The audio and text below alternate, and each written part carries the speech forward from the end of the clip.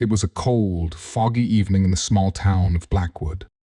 The streets were empty, and the only sound was the distant ticking of the old clock tower.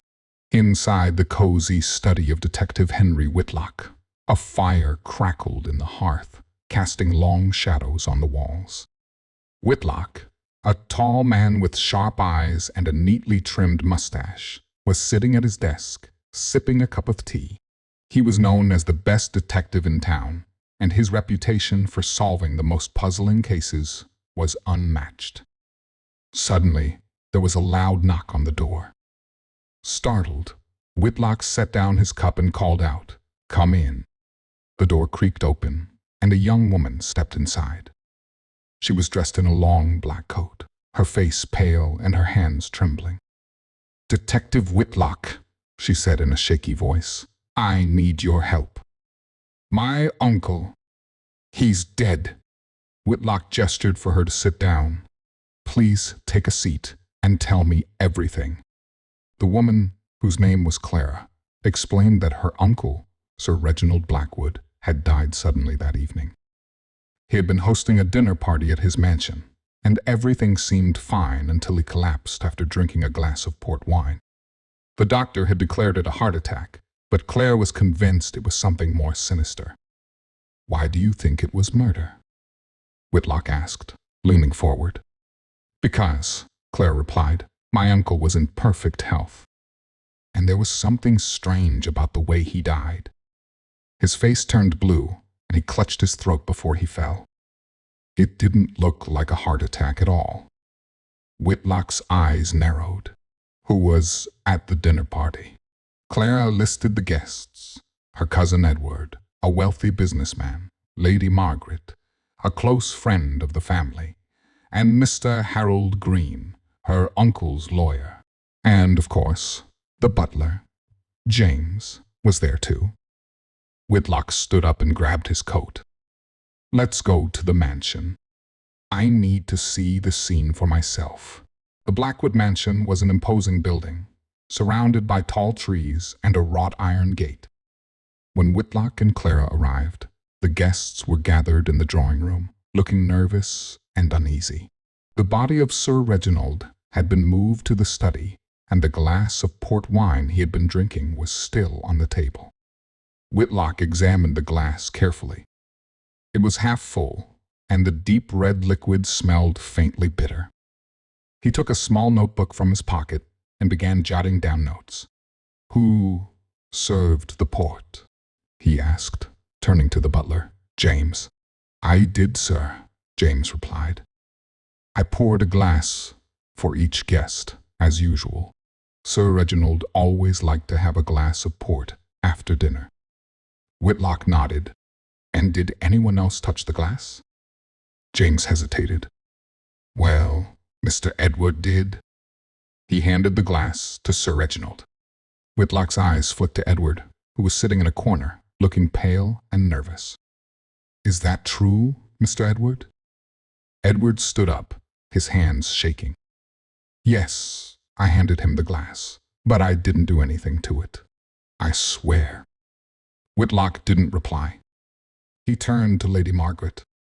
"Did you notice anything unusual during dinner?" Lady Margaret, an elegant woman in her 50s, shook her head. "No, everything seemed normal. Sir Reginald was in good spirits. He even joked about his will."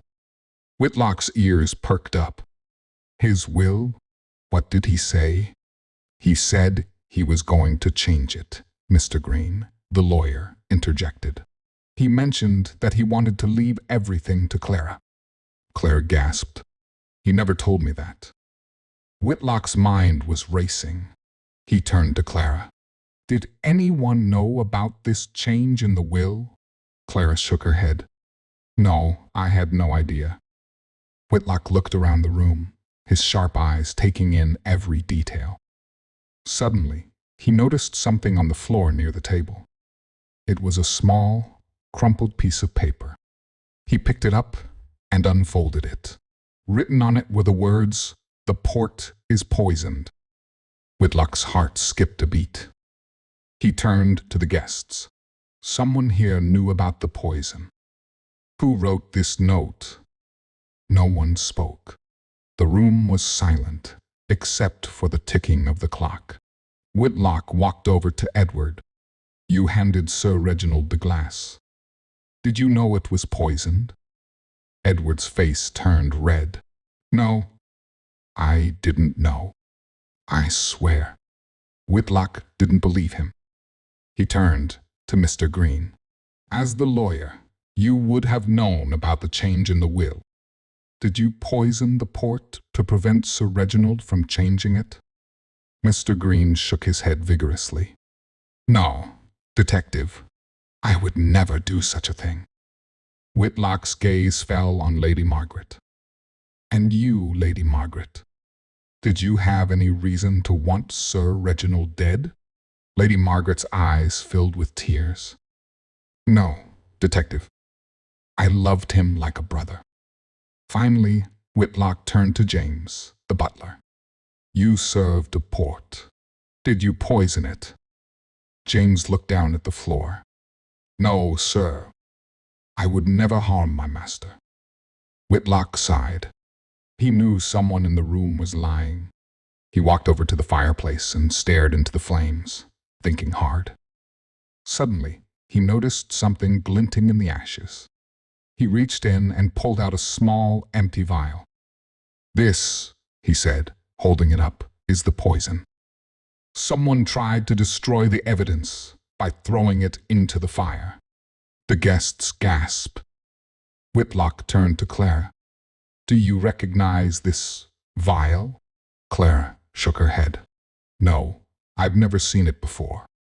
Whitlock's eyes narrowed. Then the only person who could have used it is the one who had access to the wine cellar and the port. James, the butler. James's face turned pale. No, detective, I didn't do it. Whitlock walked over to him. You had the opportunity and the means. And you knew about the change in the will, didn't you? James hesitated, then nodded. Yes, I knew, but I didn't poison him. I swear. Whitlock shook his head. I'm afraid the evidence points to you, James. You're under arrest for the murder of Sir Reginald Blackwood. As James was led away by the police, Clara turned to Whitlock. Thank you, detective. I don't know what I would have done without you. Whitlock smiled. It's all in a day's work, Miss Clara. Justice has been served. And with that, he walked out into the cold night, the fog swirling around him as he disappeared into the darkness.